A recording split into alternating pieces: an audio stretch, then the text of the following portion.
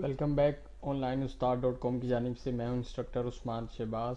और Corolla एक्सिक्स graphic designing के इस कोर्स में हम टूल्स के यूज़ को देख रहे हैं। तो इस लेक्चर में हम अट्रैक्ट टूल को देखेंगे। दोस्तों, अट्रैक्ट टूल जो है वो भी हमारी जो शेप और ऑब्जेक्ट की आउटलाइन पे वर्किंग करता है। जैसा कि हम पिछले काफ़ी टूल देख चुके हैं जो हमारे आउटलाइन पे ही वर्किंग करते हैं। तो यहाँ पर हम एक रेक्टेंगल ड्रॉ कर रहे हैं और यहाँ पे दूसरे टूल पे क्लिक करके रखें तो 7वें नंबर पे आपको अट्रैक्ट टूल नज़र आ रहा है। इसको क्लिक कर लें। जैसे अट्रैक्ट टूल सेलेक्ट करेंगे उससे रिलेटेड जो है ऑप्शन बार में उससे रिलेटेड प्रॉपर्टीज़ आ गई हैं, जहाँ पर आप उनकी सेटिंग कर सकते हैं। या निब का साइज़ है, आपके ब्रश का साइज़ टूल का 1 इंच है, 2 इंच भी कर सकते हैं। और यहाँ पर उसकी जो स्पीड है इसको आप मैक्सिमम 100 कर सकते हैं और कम से कम आप 1 कर सकते हैं, जितनी आप चाहें इसको एडजस्ट कर लें। और यहाँ पर पेन प्रेशर लिखा हुआ है, ये हम पहले भी देख चुके हैं। ये एक पेन की जो वर्किंग की पावर है वो उसको ज़्यादा वाज़ेह तौर पे काम करने के लिए यूज़ होता है। अब हम इस अपनी शेप को सिलेक्ट कर लेते हैं और इसकी आउटलाइन के ऊपर आके क्लिक को दबा के रखते हैं। तो देखें, जैसे मैंने क्लिक को दबा हुआ है, इस टाइम मेरा क्लिक दबा हुआ है और मेरा माउस जहाँ जहाँ पर जा रहा है शेप उसके पीछे पीछे आ रही है। अगर शेप रुक जाती है अब दोबारा उस पर क्लिक करके रखें और दोबारा उसको आहिस्ता आहिस्ता से किसी भी जगह पर खींच सकते हैं।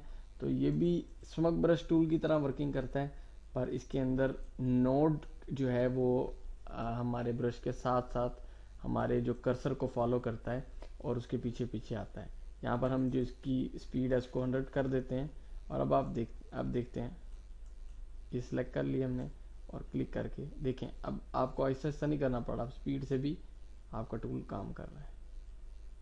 तो ये देखें, यहाँ तक हमने इसको खींचा है तो वो आहिस्ता आगे आगे जहाँ जाके ब्रीक हो गई है और इसके अंदर से इस तरह का इफेक्ट आने लग गया। तो आप इस तरह का इफेक्ट्स ये अट्रैक्ट टूल से पैदा कर सकते हैं।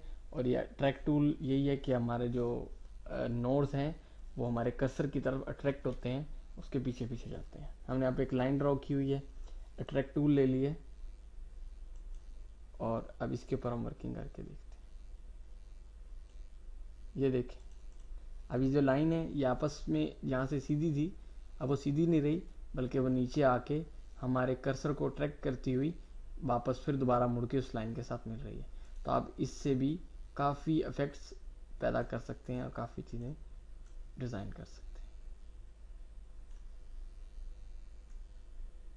ठीक है, तो इस तरह से ये हमारी छोटी सी वर्किंग काम आती है। तो आप जब अपने काम कुछ कर रहे हो, कुछ अपना पर्सनल काम कर रहे हो, कोई डिज़ाइनिंग या कुछ लोगो डिज़ाइनिंग या कुछ भी ऐसा डिज़ाइनिंग से रिलेटेड काम कर रहे हो, तो आपसे कोई शेप ना बन पा रही हो, तो अगर आपका इन टूल्स पर कॉन्सेप्ट क्लियर होगा और आपको याद होगा कि भाई किस तरह का इफेक्ट लाने के लिए कौन सा टूल यूज़ होता था, तो आप डायरेक्टली उस टूल को जाके सिलेक्ट करके उसको बआसानी यूज़ कर लेंगे।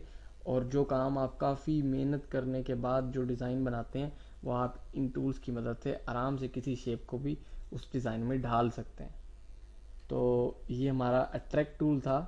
इसके बाद हम रिपील टूल देखेंगे। तो इंशाल्लाह नेक्स्ट लेक्चर में मिलते हैं।